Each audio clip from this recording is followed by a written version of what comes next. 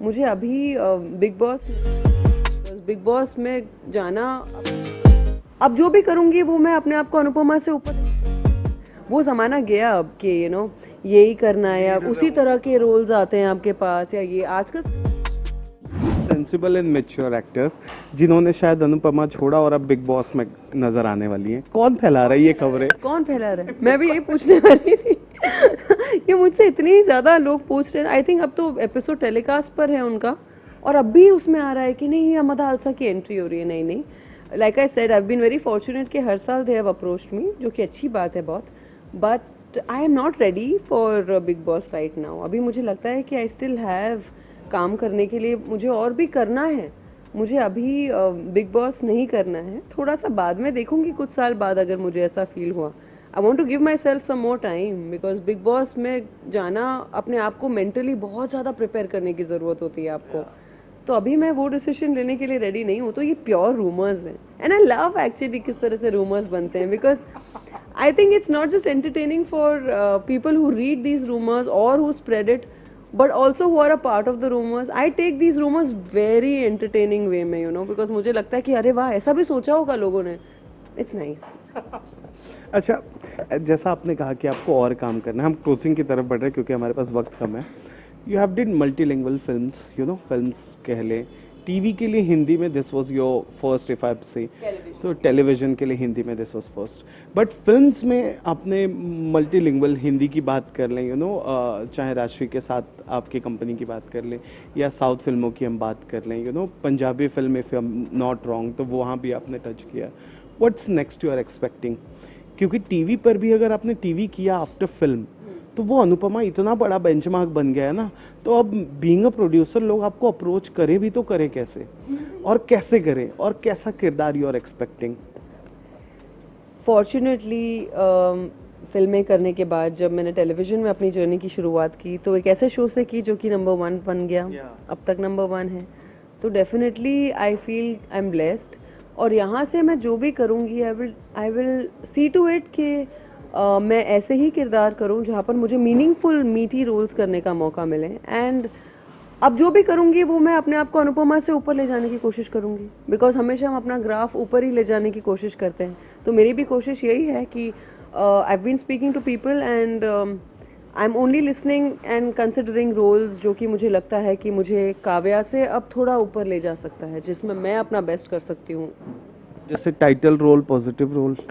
देखिए, रोल्स क्या होता है ना, आप अपने आप को रोल्स के बेहाफ पे आप रिस्ट्रिक्ट नहीं कर सकते। आजकल जो कंटेंट बन रहा है जिस तरह का, if you see on OTT also, ensemble cast होते हैं, there are so many different kind of roles जो कि बहुत अच्छे एक्टिंग बेस्ड ओरिएंटेड रोल्स होते हैं।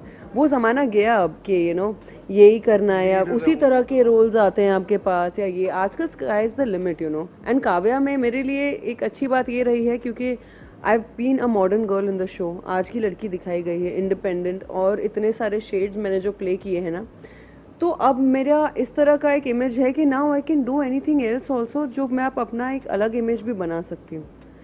एक टिपिकल, एक वैसा एक स्टिक नहीं किया एक इमोशन पे काव्या ने। तो she has been very versatile, and Madalsa of course, if I talk about myself, I am also very versatile. तो अब मैं जो भी करूँगी as an actor, I will try to choose the best. Well, last question, Madalsa open है TV करने के लिए, या OTT शी इज़ लुकिंग, या Bollywood she is trying her best to get in, या कुछ ऐसे शोज हैं OTT या टीवी के जो आप रिजेक्ट कर चुके हो,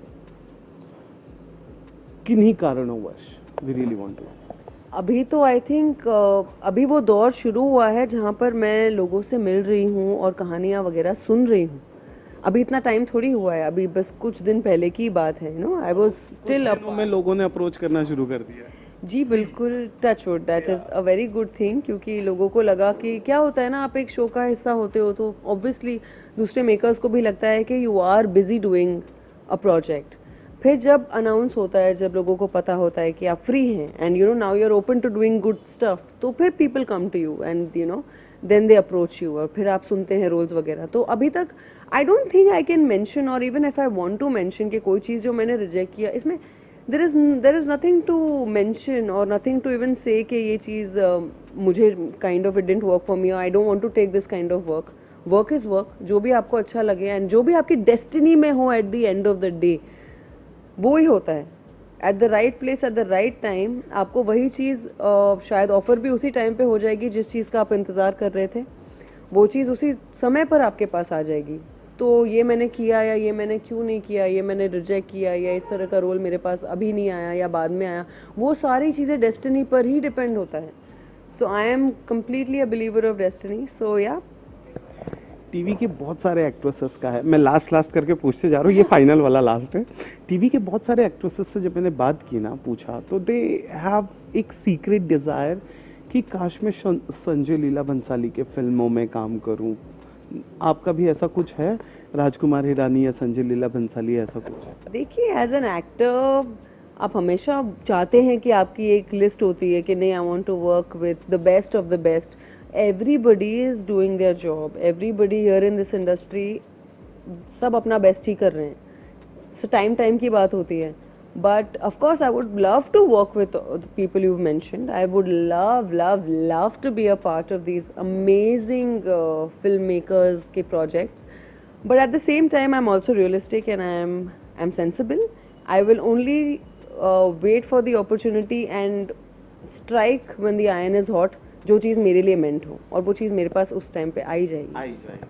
वेल, ये थी मदालसा, जिन्होंने कारण भी बता दिया क्यों छोड़ रही हैं अनुपमा, जिन्होंने ये भी बता दिया कि रूपाली गांगुली और सुधांशु के साथ किसी भी तरह का कोई भी रिफ्ट उन्हें तो याद नहीं है.